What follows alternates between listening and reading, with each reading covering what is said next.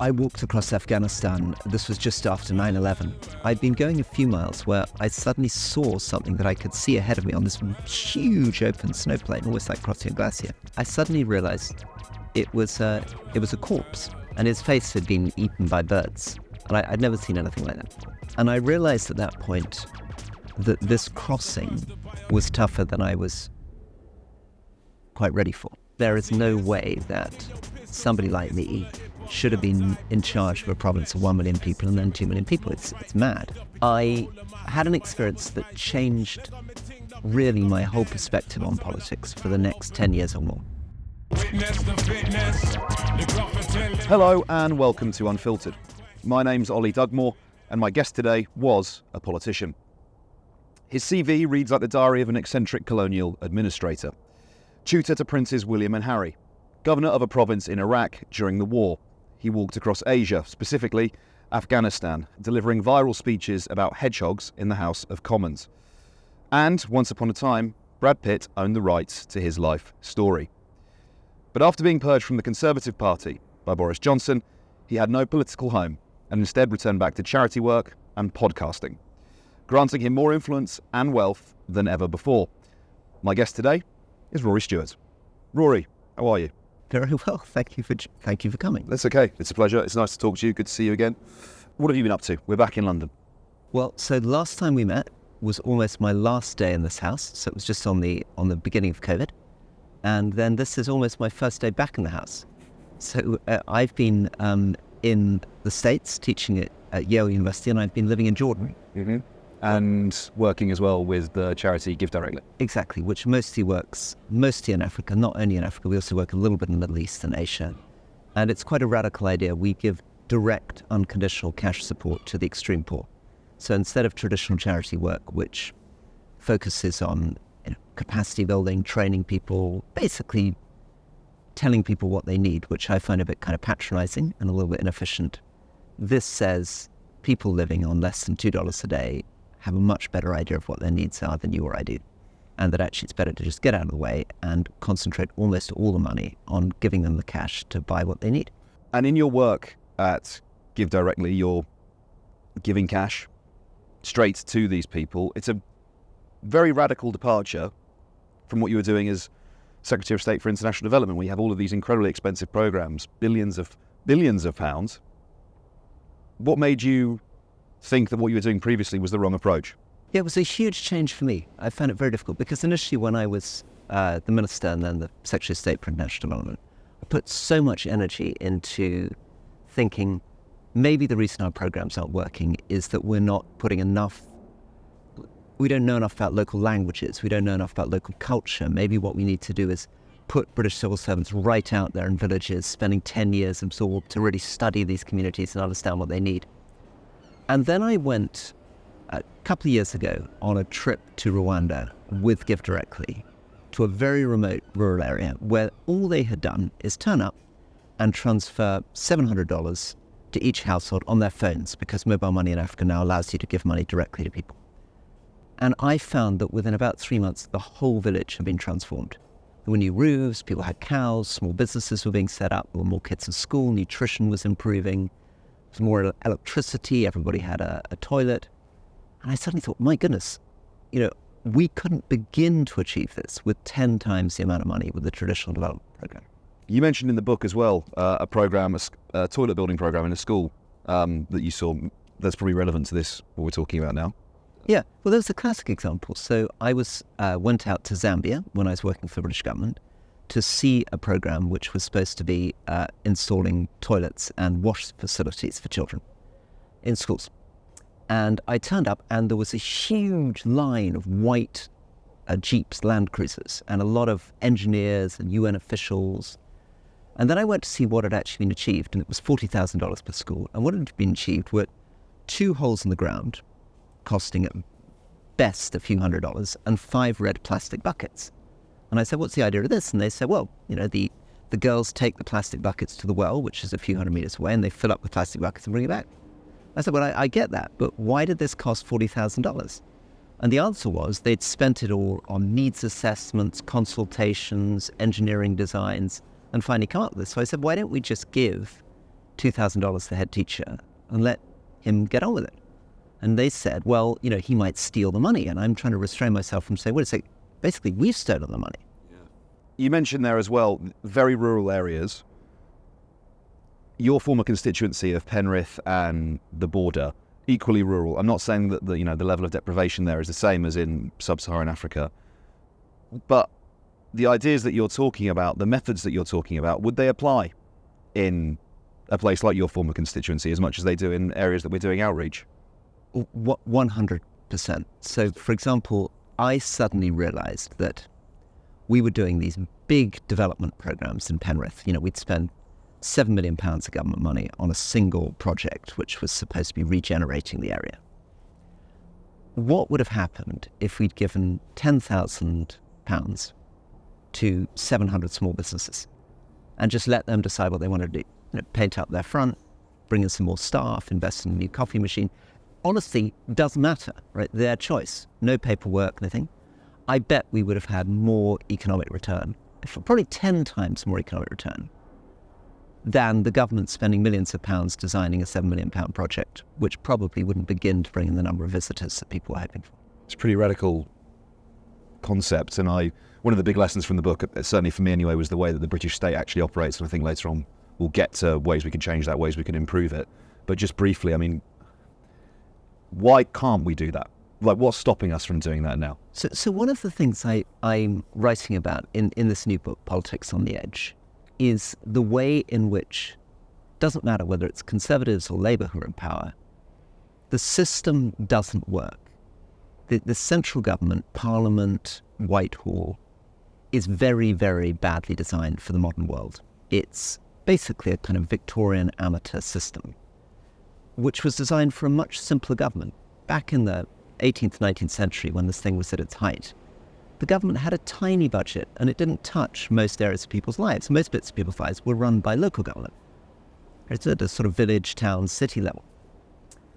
And from the 1940s onwards, we've centralized so much power, but the people exercising that power simply don't have these skills or the knowledge to do it effectively. So this book, in a sense, is a plea for trusting local communities, decentralization. Most exciting meeting I had last week was with Andy Burnham, the Mayor of Greater Manchester, and Andy Street, who's the Mayor of the West Midlands. And they're from different political parties, but you get a sense that doing things on the basis of place is the way to transform and improve things. You walked across Asia, I mentioned in the intro, and the places in between. Your book focuses on Afghanistan. So can you tell me why? I walked across Afghanistan. This was just after 9/11, just after the fall of the Taliban. I was young. It seemed like an adventure. I'd been walking for 18 months across Iran, Pakistan, India, and Nepal, walking 20, 25 miles a day, staying in a different village house every night. And I'd been a British diplomat, and I believed strongly that rural areas off the beaten track would tell you much more about a country than you ever saw sitting in the city behind an office desk. So along with all the romantic things of being out in landscape and nature and this great adventure and walking my dog, I had an experience that changed really my whole perspective on politics for the next 10 years or more, because I saw how radically different the lives of an Afghan community were. I mean, many of these communities, women had not been more than 2 hours walk from their village in their lives. Only one person in a village could read or write. There was no electricity for 400 miles. And then I turned up back in the capital city and I heard all my old colleagues, diplomats, UN people, saying every Afghan is committed to a gender-sensitive, multi-ethnic, centralized state based on democracy, human rights, and rule of law, and we're going to do a Facebook revolution. Actually, it wasn't quite Facebook. We're going to do an internet revolution. And I was trying to say, wait, there's no internet revolution. Right? There's no electricity. People can't read and write. And as for this idea of a gender-sensitive, multi-ethnic, centralized state based on democracy, human rights, and rule of law, I can't even translate that into a local Afghan language. I don't know how I'd say that to someone. Mm. With this journey as well in Afghanistan, how much of it connects to this lost city, the Turquoise Mountain? Were you going looking for it? And actually as well, could you explain to viewers what the Turquoise Mountain is? I was aware that it was there, and I'd always, since I'd been a child, I mean, I loved things like Indiana Jones. I loved that whole thing. But I didn't think that I was going to find much. I mean, it was a complete miracle. I came through a narrow, deserted gorge in the very center of Afghanistan, saw this incredible minaret, which, in the classic kind of colonial fantasies, was first discovered, in inverted commas, in the 1950s. But of course, the villagers would have been aware it was there for 800 years because they've been living about a couple of miles from the base of it. And firstly, it is a stunning thing in the middle of nowhere. Taller than Nelson's column, turquoise blue tiles around the neck. And then I saw around the base of this thing, which archaeologists have believed was a lonely victory tower, villagers beginning in the weeks before I arrived to dig out of the ground ivory chess pieces, carved wooden doors, fragments of Chinese porcelain. And I realized that the villagers had uncovered a city that had been destroyed by Genghis Khan 800 years earlier, and that had once ruled an empire that stretched from Delhi in India to Baghdad in Iraq. Could you talk a little bit more about these incredible places? Their place in history and global history, you know, the minaret of Jam, the Buddhas of Bamiyan. Where do these artifacts, monuments fit into our broader conversations about history and the world we live in? So Afghanistan is absolutely unique. It was the sort of ring road of the ancient world, because all the trade between the great civilizations of China and India and Greece and Rome and the Near East moved around Afghanistan. And on the edge of an American airbase called Bagram, they uncovered a hoard of trading goods, a couple of thousand years old. And amongst them are pieces of glass from Egypt, ivory from India, fragments of Chinese silk, Roman coins. You get the sense that in the world before globalization, Afghanistan was the kind of first really globalized trading community. But because it's very poor, because it's very mountainous, this stuff has been preserved in Afghanistan in a way that it hasn't anywhere else. And Afghanistan was one of the great centers of world civilization. It was the place where the West and the East met with these explosions of art. The first time the Buddha was ever portrayed as a human as opposed to as an abstract object was in Afghanistan. So central religion, central art, and of course in the last 150, 200 years, the central tragedy, because that geographical position then put it between the British Empire and Russia, and then between Russia and the United States during the 1980s and the Cold War, and then put it again at the front line of the war on terror because Osama bin Laden located himself there. So it's a country of staggering beauty. Afghans are very, very unique people. I mean, it's difficult to describe a whole country without sounding like you're being weird and making generalizations, but I can honestly say there's nowhere I have been sort of so happy to live, so proud of the friendships I made. And now, of course, it's lapsed back into Taliban rule. It's a bit of a sliding doors moment, really, isn't it? You know, looking back at when you were there, the fall of the Taliban, early noughties, compared to where we are now. That moment when the Taliban falls, you decide you're going to walk across Afghanistan. Could you tell me a little bit about your sort of thought, your decision-making process there? Because, you know, regardless, it's an incredibly dangerous thing to do, right? You're going to be walking across mountains, the conditions are poor. But, you know, there's people running around with Kalashnikovs. You're talking about local warlords. The Taliban are still there. Were you concerned about your safety when you were there? It's a question that I've been avoiding for sort of almost more than 20 years, because that's when I did the journey. And I think I was avoiding the question, and I'd make jokes. I say, you know, I was doing it to impress women. I'd be like, did it work? And I'd be like, no.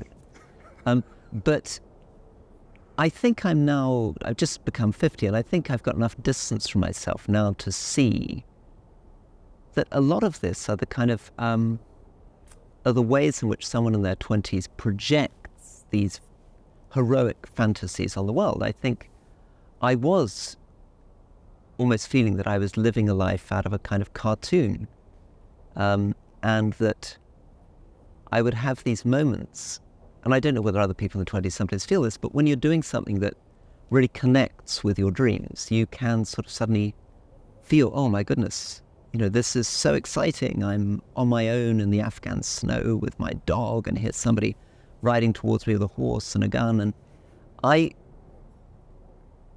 often try to make it seem more kind of serious and meaningful, because of course I was aware at the time that, of course, I'm risking my life. Of course, these are very, very poor communities, and I'm very lucky to be able to travel amongst them. I'm a very privileged person. So I feel sort of slightly guilty, and I have to apologize for it. But the truth is that it probably isn't very different from any young woman or man going off to Thailand on holiday and thinking this is really cool. It's a pretty strong gap year, isn't it? We're talking about your personal safety. I'd like to talk about that a little bit more, because yes, there were, guys with Kalashnikovs on horses, but actually it turns out the thing that was most dangerous to you were the conditions. There's a moment, right, when you're in the snow with Babu, your dog. You talk a little bit about that. Yeah, so I wasn't conscious, I think, completely how tired I was getting. So walking 25, 30 miles a day through snow. And villages in central Afghanistan in the winter basically only eat bread. There's no meat, there's no vegetables, no fruit. And I had been walking across the snow plain, and in this case, the gap between villages was about probably 20 miles, which, you walk about 3 miles a day. So that's most of the day's walk. And it was a blazing hot day. And I'd been going a few miles where I suddenly saw something that I could see ahead of me on this huge open snow plain, almost like crossing a glacier. And when I got close to it, I suddenly realized it was a corpse. It was a guy who'd been trying to walk the other way. I could see his footprints, so half melted in the snow. And he'd covered his hands in plastic bags, I guess, to keep them warm. And he'd just laid down on the snow and died, obviously, maybe, I don't know, maybe 12, 24 hours before I got there. And his face had been eaten by birds. And I'd never seen anything like that before. And I realized at that point that this crossing was tougher than I was quite ready for. Anyway, I walked on. And after another, I guess, couple of hours, I began to feel very, very, very, very tired. And the sun was shining, and I lay down on the snow, and I felt two things. I felt I've done all I can be asked to do. Nobody can criticize me at this point for lying down. It's fine. I don't need to keep going. And this is quite nice. And then my dog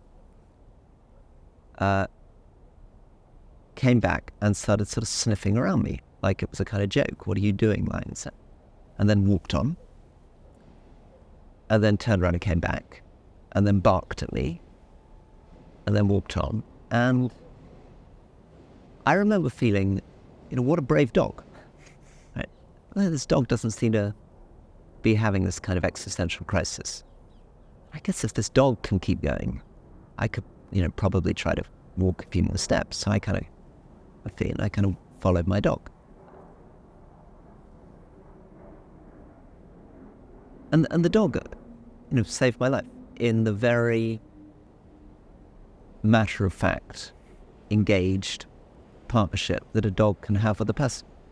And could you tell us then what happened later to your dog? Yeah, so it was most extraordinary privilege because in many ways Babu, obviously I owed my life to Babu, who was this enormous, great Afghan hound who walked with me. And we made it to Kabul together, where I was able to feed him well and rest him. And then we were going to come back to Scotland together, and I arranged it all with the airline. And we moved on to Pakistan in a taxi, this enormous animal with its kind of paws resting on me. But he'd never been out of the central Afghan mountains, and I could see that he was getting very hot. And something went wrong with moving him, and there was this sort of back and forth. And in the end, a very kind journalist, a war reporter, who'd been working in Afghanistan for many years, said, "Don't worry, Rory, you get on the plane, I'll look after him, and we'll put him on the plane the next day, and you can meet him in Scotland." Big box. And something happened. What seems to have happened is that he was fed a lamb ribs, and I think the lamb ribs broke and must have cut his stomach. He was taken, my friend took him straight to a vet in Pakistan. But he died, and I mean, I felt very, very bad not to be with him. Yeah. Look, I can tell it's still super emotional for you, so we'll move things on. I mentioned in the intro about your CV reading sort of like an eccentric colonial administrator, working in Iraq, literally administering a province, your work in Afghanistan, walking across Afghanistan. I mean, is it an unfair criticism to say that your life is fairly analogous to one of those sort of Victorian imperial characters? I think it's sort of fair and unfair at the same time. Go on. So I think there's no doubt that I grew up with a real respect for sort of Victorian values. I mean, my grandfather was literally a Victorian. I come from a family where there's these huge age gaps. My father was 50 when I was born. My grandfather was almost 50 when my father was born. My grandfather was born, in the 1880s. He lived in India for nearly 50 years. He was in India for the great, coronation ceremony of Edward VII, still the early 20th century. He served in the First World War, already quite old.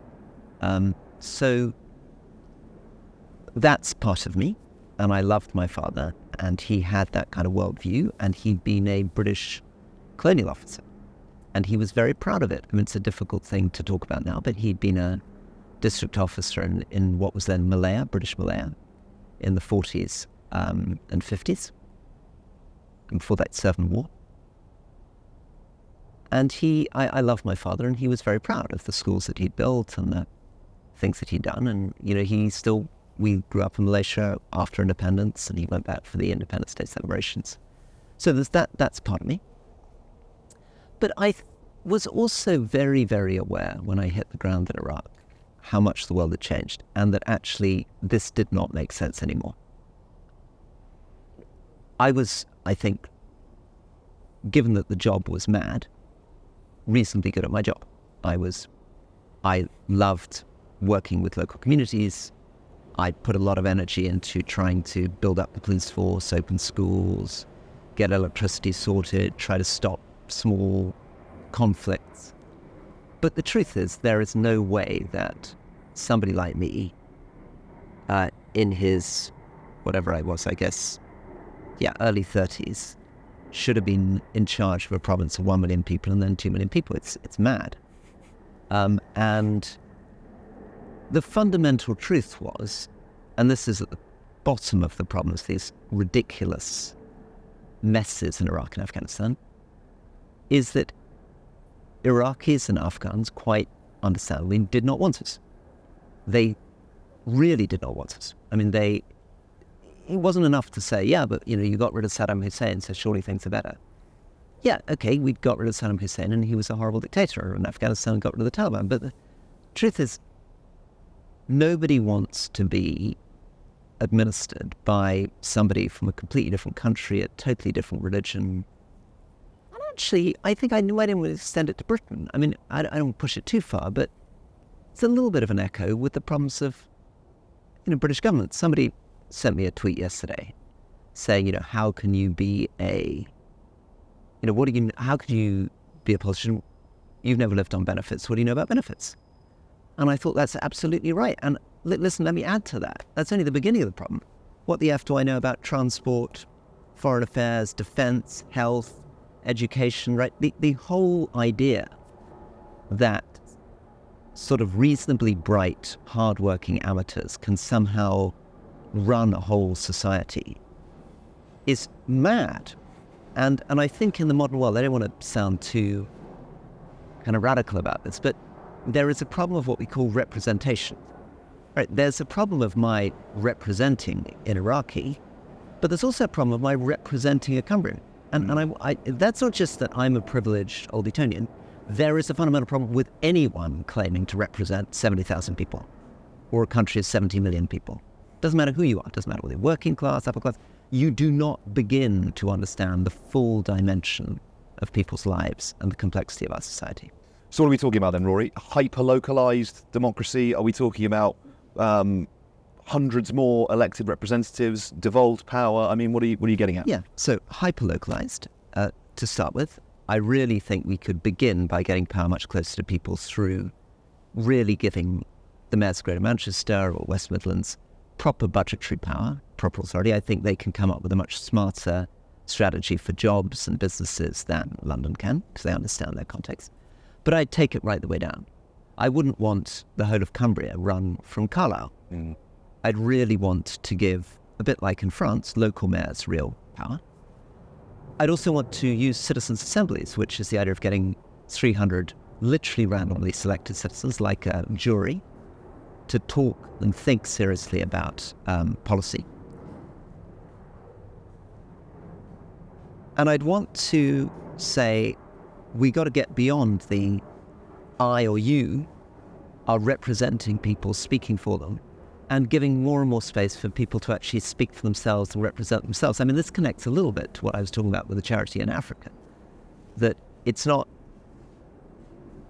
an international NGO speaking on behalf of these communities. It's the international NGO getting out of the way and letting these communities actually define their own lives. How on earth are you, or for that matter anyone, going to change these things you're talking about, you know, in the British political system that are entrenched? Because the people who have the capacity to change them, you know, our politicians, they have a vested interest in making sure that it doesn't happen, right? They have a vested interest in staying in power. Well, it's I mean, on the surface, it seems, obviously, like many of these things, it seems impossible until you do it. But the truth is that New Zealand managed to change their electoral system. And other countries have created much more devolved systems. I mean, France changes its constitution quite a lot. So I think one of the points that I'm trying to make in Politics on the Edge is to make people understand just how broken it is. And I think if people can try to, sometimes through, you know, I hope I'm reasonably funny and reasonably accessible, but a lot of the purpose of these stories is to get people to really feel what's wrong, how mad the system is. And then I think once you've felt that and understood it, we can then work together more confidently to fix it. We may have done this in a fairly roundabout kind of way, talking about your conclusions from your time in politics without actually the things that led you there. So let's talk about your first meeting with David Cameron. You go to him and you say, you know, do you want me? Which is a pretty bold thing to do. Tell me about your first meeting with the then Conservative leader and eventually Prime Minister. Yeah, so I was then a professor at Harvard University, and there had been this expensive scandal, and David Cameron said he wanted people who'd never been involved in politics before to enter politics. And I think I read this in the New York Times, and I thought, okay, you know, maybe this is a chance to involved. And part of the reason I wanted to do it is that I'd felt that in Iraq and Afghanistan, we often felt we were in these messes because the politicians. So if I could become a politician, I could kind of fix this stuff. That it was all very well my writing books or being a civil servant or teaching, but I was always on the fringes of things. I needed to get to the center of things in order to really change the world. So I went to David Cameron and said, look, thank you, I'm very interested in this. But obviously, if I'm going to move back from the United States, leave my job and things, I really want to know whether you really think that I can change the world. Can I, am I going to be able to be a minister? Do you want people like me in your setup? And it became immediately obvious that he did not want me at all. He said, remaining as a backbencher is one of the great privileges of your life and all this sort of stuff. But somehow, instead of listening to that and thinking, whoa, this is a bit of an indication. This guy doesn't want me. The system doesn't want me. If I try to force myself into a Conservative Party that's not interested in someone like me, under a leader that's not interested in someone like me, I'm very unlikely to make much progress. I'd sort of caught the bug and slightly thought, well, screw him, I'll do it anyway. We'll come to how that worked out in the end, but before you got into Westminster, do you think you were naive? I was naive about so much about British politics. One of the truths must be that I guess everybody's a little bit naive, because until you've been in it, it's so bizarre, so difficult to imagine how it works. Partly because politics is based on lies. It's based on pretending to the public that it's different from what it really is. Even in schools. So we're taught that Parliament kind of scrutinises and votes carefully on legislation. It doesn't. Right? Most of the time, the MPs have not read the legislation. In fact, they often I would go into votes and my colleagues would not even know what we were voting on. We just go in, follow the whips and vote. So that's number one. Parliament is not really a legislative body. Number two, we imagine that MPs can simultaneously be in their constituencies all the time and in Parliament all the time and working full-time on their jobs as ministers. Of course, they're mad, right? Thirdly, we pretend that MPs have real power over what happens to their constituencies. If you read the literature you get through your door, they're like, I'm campaigning to duel the A66, or I'm going to do... It's all local council stuff. The MP doesn't have any power over any of this. But it's all pretense, right? So because of all these lies, which are basically that it suits the politicians, and it often suits the media, to pretend the politicians have this kind of clear, decisive power and authority and they know what they're doing. It's very, very unsettling to turn up in the House of Commons and realise that actually most of this is a sort of theatrical performance, that there is very little power anywhere, that you are largely powerless. And, these words that you sort of heard in the back of your mind, lobby fodder, kind of the whips, suddenly you're like, whoa, this is very, very much more extreme than I had begun to imagine. Where is power, then? Well, in modern Britain, power is everywhere and nowhere. And it's very interesting. The journalists think that the power lies with the Prime Minister. The Prime Ministers say, I pull on a lever, it's not connected to it, I can't get anything done. It's kind of civil servants. But the civil servants think, no, we're not making any decisions. We're being bullied and pushed around by ignorant ministers. Maybe the journalists have the power, and then, and around it goes in a circle. Or maybe the bankers have the power, except the bankers feel the politicians are screwing everything up. So that it's very, very diffused, and some things happen, of course, but when they happen, I have no idea. Let me give you an example. Last time I saw you, the day that I saw you last, 4 years ago. No, it wasn't quite 4 years ago that I saw you last, but last time we were here. Yeah. I sent out a tweet saying I'm really disgusted that there are no trees on Regent Street. 4 years later, there are some trees in boxes on Regent Street. Now, they're not actually planted in the ground, they're in boxes, they're going to die. But something's happened. The Mayor of London's done something, or Westminster Council's done something, or some business. Was that me? Did I help to make that happen through my tweet? Don't know. Is this thing ever going to be in the ground? We don't know. And it's taken 4 years. Seeing as you're talking about it, that day here, I remember you were getting it, we finished our interview, you were getting it in the neck from Downing Street, calling for these more sort of decisive lockdowns to take action sooner. They clearly thought that you had some power at that moment in time. Yeah, exactly. So that was the classic example. So I felt that what we needed to do is lock down immediately, much more quickly, once the problem had started in Italy. And then we could lift the lockdown more quickly. Instead of which, initially, Boris Johnson was, I think, confused. He had instincts towards just letting it rip through, herd immunity, not taking it too seriously, and then he had other advisors saying you need to do something, and they didn't know whether masks were going to work and all this kind of stuff. As soon as I took a clear line, I suddenly found the most senior people in government calling me. And, the chief scientific officer spent like an hour with me on the phone. And I was like, this is mad, right? You need something more important to do than to talk to me. cabinet secretary's calling me, the health secretary's getting in touch with me. Because, of course, they find it very uncomfortable seeing somebody who then left the Conservative Party as an independent going into the media, challenging what they were doing, saying they didn't know what they were doing. So you're right.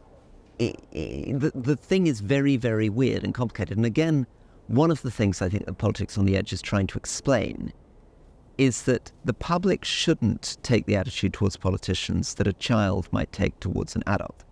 They shouldn't somehow think these are people with immense sort of heroic power, who if things are not happening, it's because they're kind of evil or trying to get people. It's actually that the system is dysfunctional in the way that most of our jobs are dysfunctional.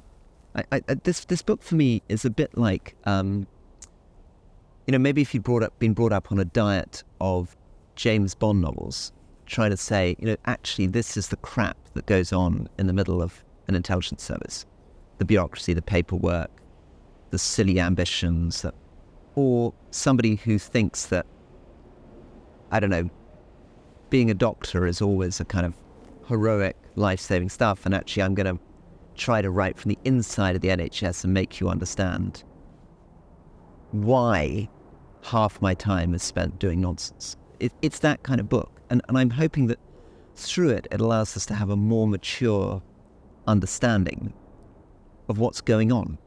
After reading this, I was left wondering whether you actually have any remaining political friends, because you're pretty uncompromising talking about, David Cameron, who is sort of unthinking, wispy-haired and red-faced. Liz Truss comes across as completely unhinged. We know what you think. It's well documented what you think about Boris Johnson. And yet, as a part of their government, as a backbench MP, you weren't just sort of allowing these people to exist, to govern, to be put upon the British people. You're actively supporting them, And whilst your assessments about them now are frank, would they have been better at the time when these people were actually governing the country? Yeah, so I was a minister under David Cameron's government, strongly supported Theresa May. And then I resigned from the cabinet when Boris Johnson came in and left the Conservative Party. And I guess, looking at my own conscience, I drew the line of Boris Johnson and the Liz Truss and what's followed. Because I felt that, yes, there were many things that frustrated me about David Cameron, but I still felt that there was a hope for a more liberal centre-right conservatism under him. He was doing, I voted with him on introducing gay marriage, on increasing international development spend to 0.7% GDP, on pushing ahead with net zero targets, on localism.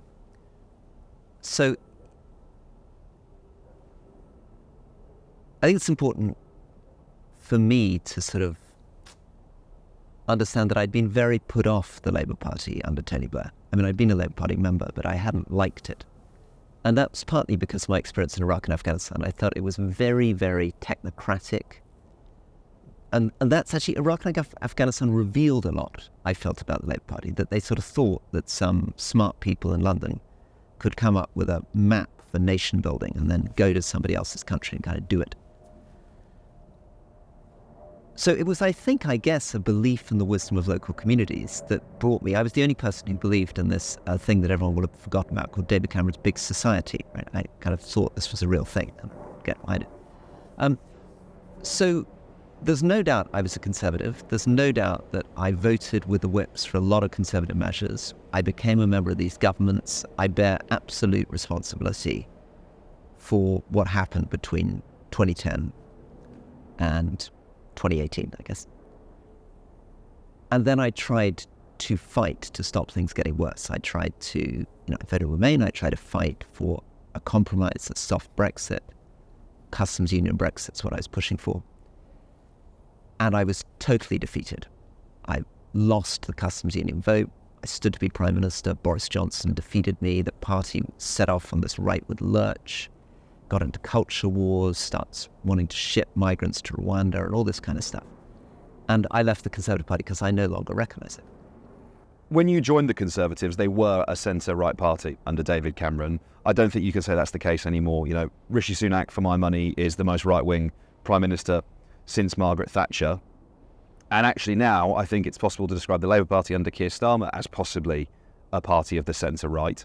And I'd also actually be particularly interested in your assessment of Starmer's relationship with Blair, because they're talking to each other a little bit more now. What do you see as the centre in British politics? Well, I think that the problem for the centre, and basically the fight, is between the liberal centre ground and populism, right-wing populism. Because this new iteration of the Conservative Party is not really conservative, it's populist. So how does the liberal centre ground respond to that? And the biggest mistake that the liberal centre ground always makes is to think that it can somehow return to the world of the 1990s, the world of Tony Blair. The truth is that that world collapsed, and for a good reason. The economic policy of that world was shattered by the 2008 financial crisis. Political visions, democracy visions of that world was pretty shattered by the rise of China. The visions of a liberal world order collapsed in the humiliations of Iraq and Afghanistan. Social media has created a new polarized environment. You can't go back to that world. And one of the mistakes we make is we often sound like we're a sort of tribute act and that we're trying to stand up for that. So you have to begin by saying we got a lot wrong. Actually, a lot of the results of that were shameful. The economic policy of Thatcher, John Major, Tony Blair, Gordon Brown, and then austerity under David Cameron has led to stagnant incomes, really, to put it very politely, massively underwhelming productivity in this country. Our debt has been stretched to a position where it's very difficult for the government to borrow anymore. Our public services are underinvested, and the division between London, the southeast, and the outlying areas is really, it's unacceptable. So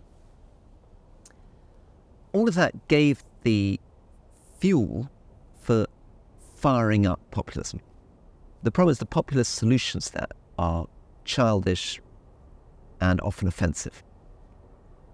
The challenge for the liberal centre ground is not just how do we communicate, again, with a bit of moral authority and emotion, but where are the new ideas coming from? I mean, you talked about the fact that Keir Starmer hasn't got a manifesto out.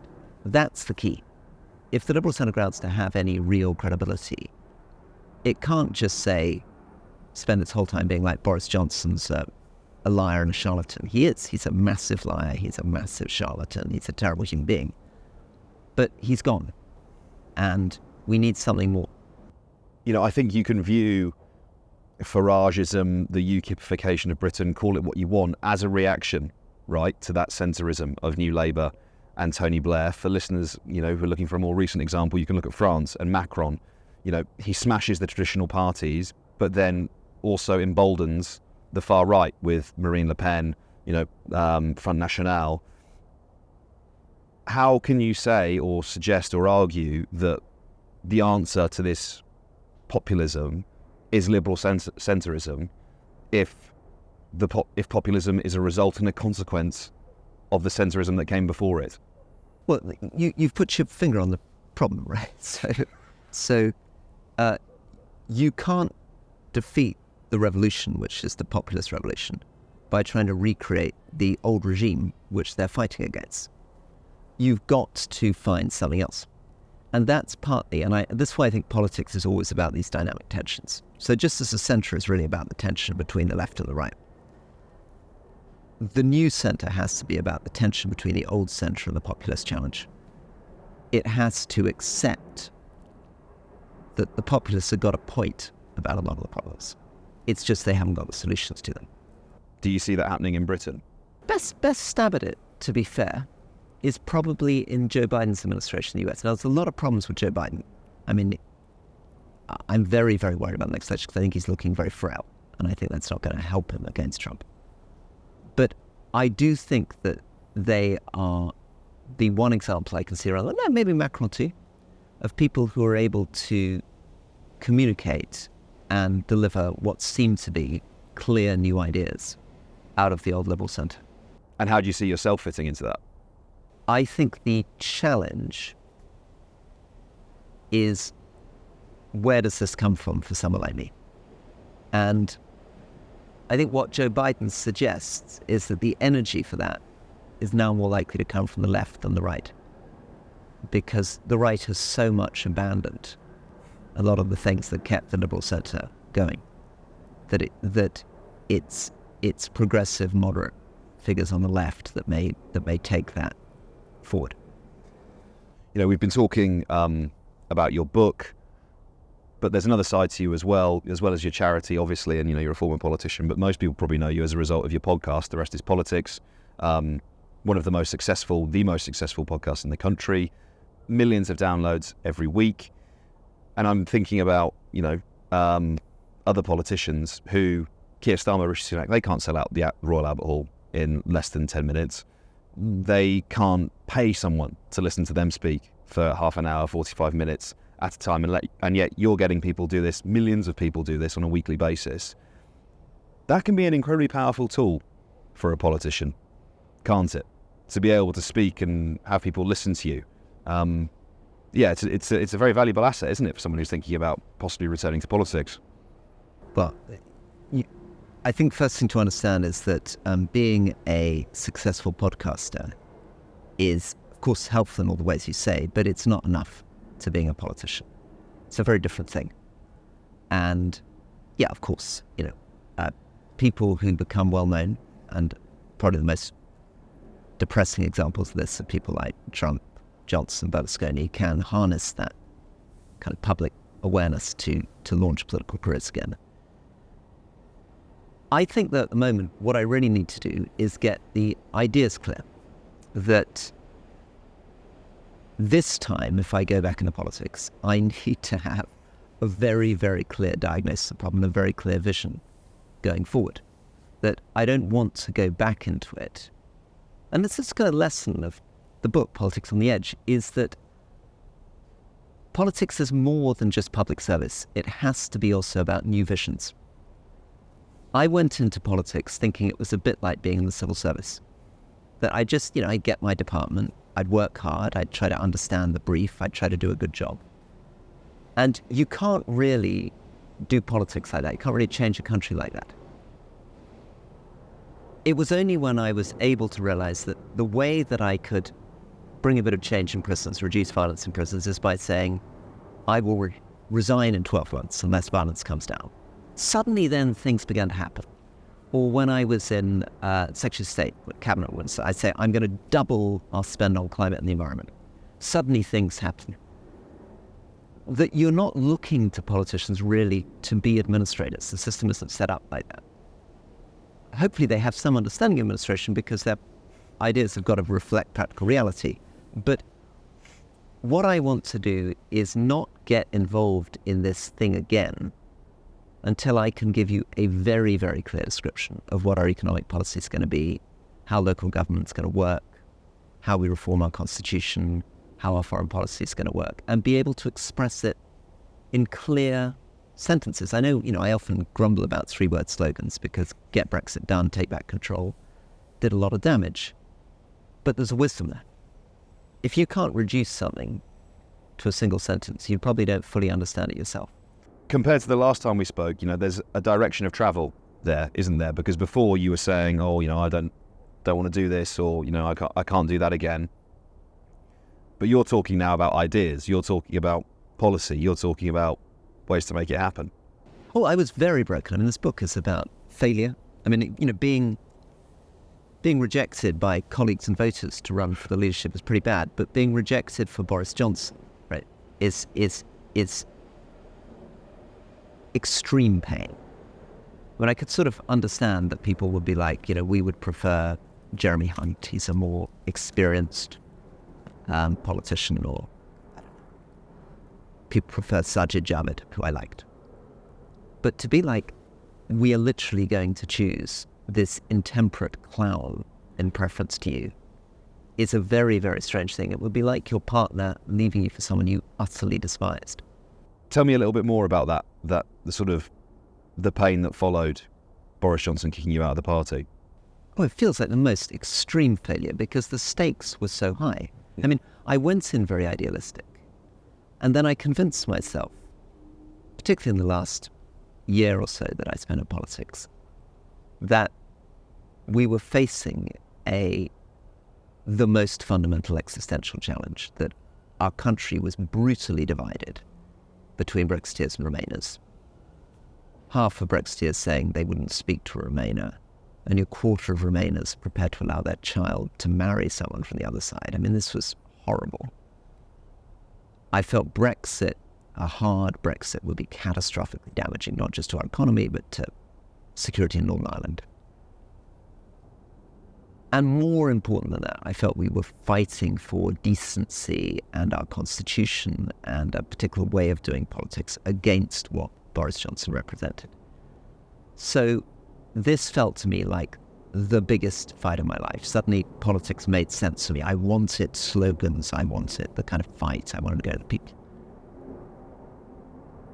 But if you invest that much in a dream and it becomes that important to you, and you really convince yourself, as I did, that Boris Johnson was a shame, but also a real corroding, poisonous danger to our whole constitutional system, and that he was going to polarize the country, destroy most of the things that people took seriously. He was going to destroy trust in institutions, and you lose.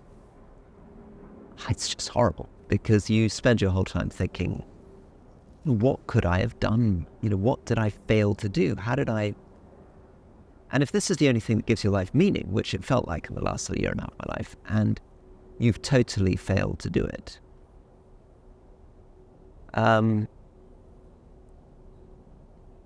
it's horrible. Yeah.